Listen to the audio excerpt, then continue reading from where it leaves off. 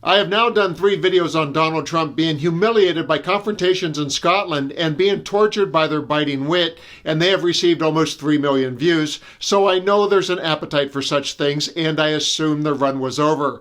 But wait, there's more. Even with Scotland in his rearview mirror, they managed to pull off an epic trolling of our commander of chaos and corruption, and I have the breaking story for you next. Let's begin this report with some context. Trump had this to say in his final moments of his egregious promotional tour of his Scottish golf courses at taxpayer expense. You may recognize it as the brainworm that has burrowed deep into his orange dome, has command over all of his waking thoughts, and keeps his odd mind spinning.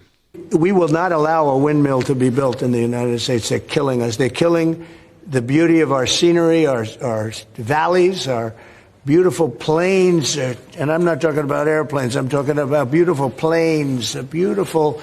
Thank you for explaining that windmills are not killing 737s. Please continue. Areas in the United States, and you look up and you see windmills all over the place. It's a horrible thing. It's the most expensive form of energy. It's no good. They're made in China, almost all of them. When they start to rust and rot in 8 years, you can't really turn them off. You can't bury them. They won't let you bury the propellers, you know, the props, because there's a certain type of fiber that doesn't go well with the land. That's what they say. The environmentalists say you can't bury them because the fiber doesn't go well with the land. In other words, if you bury it, it will harm our soil. The whole thing is a con job. It's very expensive. And in all fairness, Germany tried it, and wind doesn't work. You need subsidy for wind, and energy should not need subsidy. With energy, you make money. You don't lose money.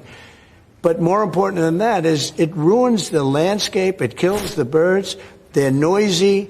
You have a certain place in the Massachusetts area that over the last 20 years had 1 or 2 whales wash ashore, and over the last short period of time, they had 18. Okay? Because it's driving them loco. It's driving them crazy.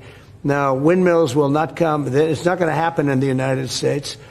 And it's very expensive. And I would love to see. I mean, today I'm playing the best course, I think, in the world, Turnberry.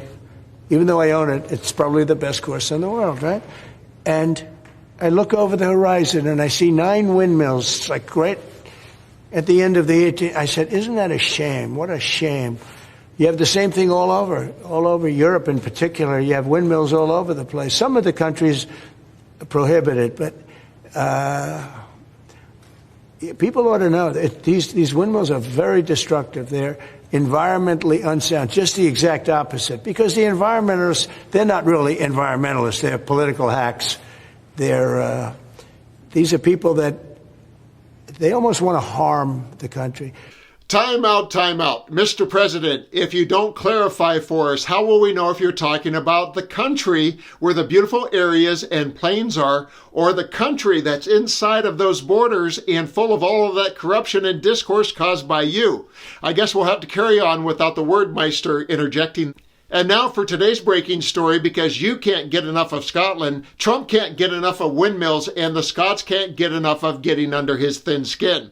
The story begins with the Daily Beast headline, Scotland trolls Trump with massive new wind farm on his doorstep. The Scottish government has green-lighted one of the world's biggest wind farms, just days after President Donald Trump ranted about windmills while visiting the country. The U.S. president was in Scotland to visit his golf courses in South Ayrshire and Aberdeenshire, the latter of which has a history with wind farms. While Trump International Golf Links in Aberdeen was still being built, Aberdeen Renewable Energy Group also started constructing a row of wind turbines that impeded the view at his course. That started a long obsession with the structures that he wrongly calls windmills. And despite his latest protestations in Scotland, the country's government has now given the go-ahead to a mega wind farm, one of the world's largest. The Berwick Bank project, which would be positioned 23 miles off the east coast in the North Sea, will boast up to 307 of Trump's big renewable enemies. It's so sad. You fly over and you see the windmills all over the place, ruining your beautiful fields and valleys and killing your birds. And, if they are stuck in the ocean, ruining your oceans, he went on. He is also irritated by the optics, saying the turbines are ugly. The president has also wrongly claimed that they cause cancer. Deputy First Minister Kate Forbes said the green light had been given after extremely careful consideration. She added that it is a move that will help in tackling the climate crisis. UK Energy Secretary Ed Miliband said it boosts our mission to make Britain a clean energy superpower. Donald Trump thought he could jet into Scotland, play the role of celebrity king and provocateur, and then return to his reign of stateside chaos. Instead, the Scots handed him a reminder that his unhinged rants have no power there, and no amount of whining about windmills will stop their policy of progress. This wind farm is about clean energy, and the fact that it is a permanent thorn in the side of Trump is a bonus. And the timing is a beautiful masterclass in trolling. Trump has a tantrum about turbines, and days later the Scots greenlight one of the largest projects in history right in his Scottish backyard. It's as if they're saying, thanks for visiting, Mr. President, and here's your parting gift. In fact, 307 of them. Scotland has once again proved that the best way to deal with a bully is to keep building towards a better future of your design while delivering a few well-placed daggers of humiliation. They make it look plain simple. And Mr. President, by plain, I don't mean a golden meadow or a Boeing creation. I mean it's just really easy to mock you. I'm Dan, thanks for watching. Please leave your comments below and let's continue to occupy democracy together. I hate Occupy Democrats.